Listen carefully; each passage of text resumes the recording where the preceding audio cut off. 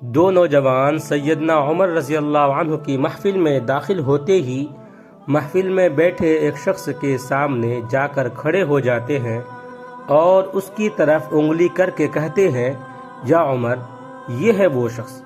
سیدنا عمر رضی اللہ عنہ ان سے پوچھتے ہیں، کیا کیا ہے اس شخص نے؟ یا امیر المؤمنین، اس شخص نے ہمارے باپ کو قتل کیا ہے۔ کیا کہہ رہے ہو؟ اس نے تمہارے باپ کو قتل کیا ہے؟ سیدنا عمر رضی اللہ عنہ ان سے پوچھتے ہیں۔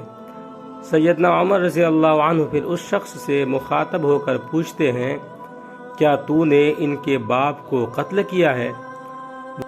وہ شخص کہتا ہے، ہاں امیر المؤمنین، مجھ سے قتل ہو گیا ہے ان کا باپ۔ کس طرح قتل کیا ہے؟ سیدنا عمر رضی اللہ عنہ پوچھتے ہیں، یا عمر، ان کا باپ اپنے اونٹ سمیت میرے کھیت میں داخل ہو گیا تھا۔ میں نے منع کیا، باز نہیں آیا تو میں نے ایک پتھر دے مارا جو سیدھا اس کے سر میں لگا اور وہ موقع پر مر گیا۔ پھر تو قصاص دینا پڑے گا، موت ہے اس کی سزا۔ سیدنا عمر رضی اللہ عنہ کہتے ہیں، نہ فیصلہ لکھنے کی ضرورت، اور فیصلہ بھی ایسا اٹل کہ جس پر کسی بحث و مباحثے کی بھی گنجائش نہیں۔ نہ ہی اس شخص سے اس کے کنبے کے بارے میں کوئی سوال کیا گیا ہے، نہ ہی یہ پوچھا گیا ہے کہ تعلق کس قدر شریف خاندان سے ہے، نہ ہی یہ پوچھنے کی ضرورت محسوس کی گئی ہے کہ تعلق کسی معزز قبیلے سے تو نہیں، معاشرے میں کیا رتبہ یا مقام ہے۔ ان سب باتوں سے بھلا سیدنا عمر رضی اللہ عنہ کو مطلب ہی کیا ہے؟ کیونکہ معاملہ اللہ کے دین کا ہو تو عمر پر کوئی بھی اثر انداز نہیں ہو سکتا، اور نہ ہی کوئی اللہ کی شریعت کی تنفیذ کے معاملے پر عمر رضی اللہ عنہ کو روک سکتا ہے۔ حتیٰ کہ سامنے عمر کا اپنا بیٹا ہی کیوں نہ قاتل کی حیثیت سے آ کھڑا ہو، قصاص تو اس سے بھی لیا جائے گا۔ وہ شخص کہتا ہے، اے امیر المؤمنین، اس کے نام پر جس کے حکم سے یہ زمین و آسمان قائم کھڑے ہیں، مجھے صحرا میں واپس اپنی بیوی بچوں کے پاس جانے دیجیے تاکہ میں ان کو بتا آؤں کہ میں قتل کر دیا جاؤں گا۔ ان کا اللہ اور میرے سوا کوئی آسرا نہیں ہے، میں اس کے بعد واپس آ جاؤں گا۔ سیدنا عمر رضی اللہ عنہ کہتے ہیں، کون تیری ضمانت دے گا کہ تو صحرا میں جا کر واپس بھی آ جائے گا؟ مجمع پر ایک خاموشی چھا جاتی ہے۔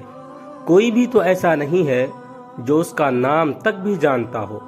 اس کے قبیلے، خیمے یا گھر وغیرہ کے بارے میں جاننے کا معاملہ تو بعد کی بات ہے۔ کون ضمانت دے اس کی؟ کیا یہ 10 درہم کے ادھار یا زمین کے ٹکڑے یا کسی اونٹ کے سودے کی ضمانت کا معاملہ ہے؟ ادھر تو ایک گردن کی ضمانت دینے کی بات ہے جسے تلوار سے اڑا دیا جانا ہے۔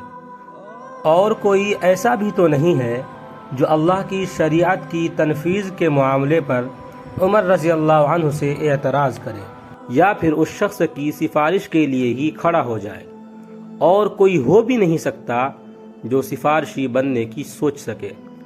محفل میں موجود صحابہ رضی اللہ عنہ پر ایک خاموشی سی چھا گئی ہے۔ اس صورتحال سے خود حضرت عمر رضی اللہ عنہ بھی متاثر ہیں، کیونکہ اس شخص کی حالت نے سب کو ہی حیرت میں ڈال کر رکھ دیا ہے۔ کیا اس شخص کو واقعی قصاص کے طور پر قتل کر دیا جائے اور اس کے بچے بھوکوں مرنے کے لیے چھوڑ دیے جائیں، یا پھر اس کو بغیر ضمانتی کے واپس جانے دیا جائے؟ واپس نہ آیا تو مقتول کا خون رائگا جائے گا۔ خود سیدنا عمر رضی اللہ عنہ سر جھکائے افسردہ بیٹھے ہیں۔ اس صورتحال پر سر اٹھا کر التجا بھری نظروں سے نوجوانوں کی طرف دیکھتے ہیں۔ معاف کر دو اس شخص کو، نہیں امیر المؤمنین، جو ہمارے باپ کو قتل کرے اس کو چھوڑ دیں، یہ تو ہو ہی نہیں سکتا۔ نوجوان اپنا آخری فیصلہ بغیر کسی جھجک کے سنا دیتے ہیں۔ حضرت عمر رضی اللہ عنہ ایک بار پھر مجمع کی طرف دیکھ کر بلند آواز سے پوچھتے ہیں، اے لوگو، ہے کوئی تم میں سے جو اس شخص کی ضمانت دے؟ حضرت ابو ذر غفاری رضی اللہ عنہ اپنے زہد و صدق سے بھرپور بڑھاپے کے ساتھ کھڑے ہو کر کہتے ہیں میں ضمانت دیتا ہوں اس شخص کی۔ سیدنا عمر رضی اللہ عنہ کہتے ہیں ابو ذر اس نے قتل کیا ہے، چاہے قتل ہی کیوں نہ کیا ہو۔ ابو ذر رضی اللہ عنہ اپنا اٹل فیصلہ سناتے ہیں۔ عمر رضی اللہ عنہ جانتے ہو اسے؟ ابو ذر نہیں جانتا اسے۔ عمر تو پھر کس طرح ضمانت دے رہے ہو؟ ابو ذر میں نے اس کے چہرے پر مومنوں کی صفات دیکھی ہے اور مجھے ایسا لگتا ہے کہ یہ شخص جھوٹ نہیں بول رہا، انشاءاللہ یہ لوٹ کر واپس آ جائے گا۔ عمر رضی اللہ عنہ ابو ذر دیکھ لو، اگر یہ 3 دن میں لوٹ کر نہ آیا تو مجھے تمہاری جدائی کا صدمہ دیکھنا پڑے گا۔ امیر المؤمنین پھر اللہ مالک ہے۔ ابو ذر اپنے فیصلے پر ڈٹے ہوئے جواب دیتے ہیں۔ سیدنا عمر رضی اللہ عنہ سے 3 دن کی مہلت پا کر وہ شخص رخصت ہو جاتا ہے، کچھ ضروری تیاریوں کے لیے، بیوی بچوں کو الوداع کہنے، اپنے بعد ان کے لیے کوئی راہ دیکھنے اور اس کے قصاص کی ادائیگی کے لیے قتل کیے جانے کی غرض سے لوٹ کر واپس آنے کے لیے۔ اور پھر 3 راتوں کے بعد عمر رضی اللہ عنہ بھلا کیسے اس امر کو بھلا پاتے؟ انہوں نے تو ایک ایک لمحہ گن کر کاٹا تھا۔ عصر کے وقت شہر میں الصلاۃ جامعہ کی منادی پھر جاتی ہے، نوجوان اپنے باپ کا قصاص لینے کے لیے بے چین اور لوگوں کا مجمع اللہ کی شریعت کی تنقید دیکھنے کے لیے جمع ہو چکا ہے۔ حضرت ابو ذر رضی اللہ عنہ بھی تشریف لاتے ہیں اور آ کر حضرت عمر رضی اللہ عنہ کے سامنے بیٹھ جاتے ہیں۔ کدھر ہے وہ آدمی؟ سیدنا عمر رضی اللہ عنہ سوال کرتے ہیں۔ مجھے کوئی پتہ نہیں ہے یا امیر المؤمنین۔ ابو ذر رضی اللہ عنہ مختصر جواب دیتے ہیں۔ ابو ذر آسمان کی طرف دیکھتے ہیں، جدھر سورج ڈوبنے کی جلدی میں آج معمول سے زیادہ تیزی کے ساتھ جاتا دکھائی دے رہا ہے۔ محفل میں ہو کا عالم ہے، اللہ کے سوا کوئی نہیں جانتا کہ آج کیا ہونے جا رہا ہے۔ یہ سچ ہے کہ ابو ذر سیدنا عمر رضی اللہ عنہ کے دل میں بستے ہیں۔ عمر رضی اللہ عنہ سے ان کے جسم کا ٹکڑا مانگے تو عمر دیر نہ کریں، کاٹ کر ابو ذر کے حوالے کر دیں۔ لیکن ادھر معاملہ شریعت کا ہے، اللہ کے احکامات کے بجا آوری کا ہے، کوئی کھیل تماشا نہیں ہونے جا رہا، نہ ہی کسی کی حیثیت یا صلاحیت کی پیمائش ہو رہی ہے، حالات و واقعات کے مطابق نہیں، اور نہ ہی زمان و مکان کو بیچ میں لایا جانا ہے۔ قاتل نہیں آتا تو ضامن کی گردن جاتی نظر آ رہی ہے۔ مغرب سے چند لمحات پہلے وہ شخص آ جاتا ہے، بے ساختہ حضرت عمر رضی اللہ عنہ کے منہ سے اللہ اکبر کی صدا نکلتی ہے، ساتھ ہی مجمع بھی اللہ اکبر کا ایک بھرپور نعرہ لگاتا ہے۔ حضرت عمر رضی اللہ عنہ اس شخص سے مخاطب ہو کر کہتے ہیں، اے شخص، اگر تو لوٹ کر نہ بھی آتا تو ہم نے تیرا کیا کر لینا تھا؟ نہ ہی کوئی تیرا گھر جانتا تھا اور نہ ہی کوئی تیرا پتہ جانتا تھا۔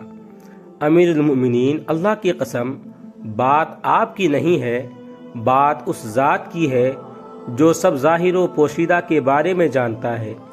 دیکھ لیجئے میں آ گیا ہوں اپنے بچوں کو پرندوں کے چوزوں کی طرح صحرا میں تنہا چھوڑ کر، جدھر نہ درخت کا سایہ ہے اور نہ ہی پانی کا نام و نشان۔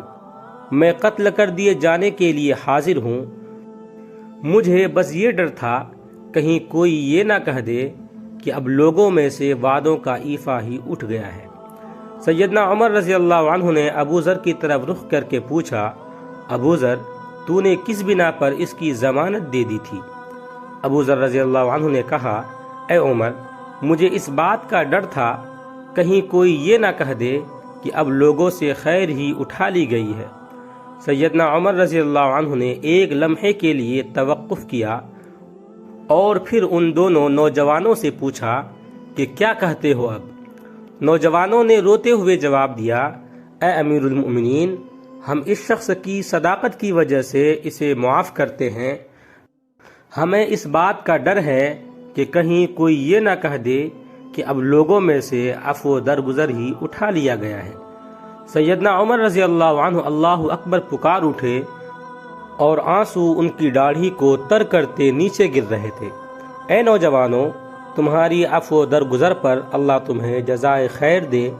اے ابو ذر، اللہ تجھے اس شخص کی مصیبت میں مدد پر جزائے خیر دے، اور اے شخص، اللہ تجھے اس وفائے عہد و صداقت پر جزائے خیر دے، اور اے امیر المؤمنین، اللہ تجھے تیرے عدل و رحم دلی پر جزائے خیر دے۔ محدثین میں سے ایک یوں کہتے ہیں، قسم ہے اس ذات کی جس کے قبضے میں میری جان ہے، اسلام اور ایمان کی سعادتیں تو عمر رضی اللہ عنہ کے کفن کے ساتھ ہی دفن ہو گئی تھی، اور اے اللہ جزائے خیر دینا ان کو بھی جن کو یہ پیغام اچھا لگے اور وہ اسے آگے اپنے دوستوں کو بھیجے۔ آمین یا رب العالمین۔ ویڈیو اچھا لگے تو لائک کریں، کمنٹ کریں، شیئر کریں، اور اس طرح کے مزید ویڈیوز کے لیے چینل کو سبسکرائب ضرور کریں۔ آپ تمام ساتھیوں کا بہت بہت شکریہ ہوگا۔